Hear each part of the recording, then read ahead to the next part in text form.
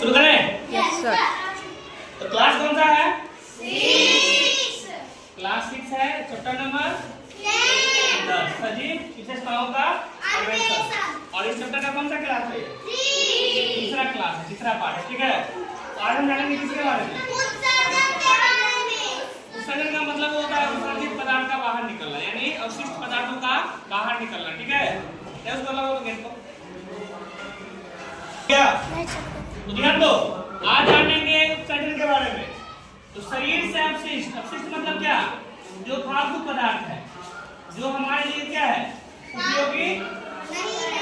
उपयोगी नहीं है ना? शरीर में निकलने वाले पसीने में जल और लवण यानी नफा है ना होते हैं। और शरीर से अवशिष्ट उत्पाद यानी जो पदार्थ निकलता है उसका निष्कासन होना क्या कहलाता है?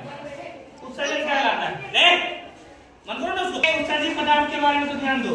मानव शरीर में क्या क्या निकलता है? पसीना, पेशाब, ये सब क्या है? अवशिष्ट पदार्थ है। और ये अवशिष्ट रूप में क्या होता है? शरीर से बाहर निकलता है। ठीक है ना?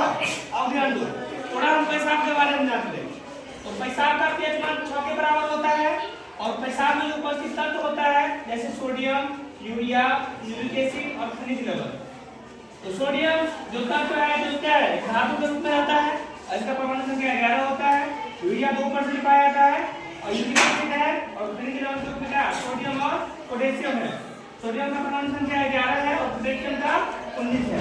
ठीक है ना? अब ध्यान दो, पेशाब में लगभग 96% क्या होता है? जल होता है। और 4% अन्य पदार्थ उपस्थित रहता है। उसके बाद जानेंगे उद्दीपन के बारे में, है ना? उद्दीपन क्या था? ध्यान दो, कोई वस्तु या कोई घटना जो सजीवों का अनुक्रिया करने के लिए प्रेरित करे, यानी क्या?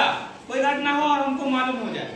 जैसे ध्यान दो, कांटे पर पैर पड़ना होता है ना? पैर पड़ता है कांटे पर, क्या होता है? हमको ठीक है, यही क्या है? उद्दीपन है। उद्दीपन क्या है? कोई घटना है, जैसे कांटे पर पैर पड़ना। गरम बल फोकस होना ठीक है।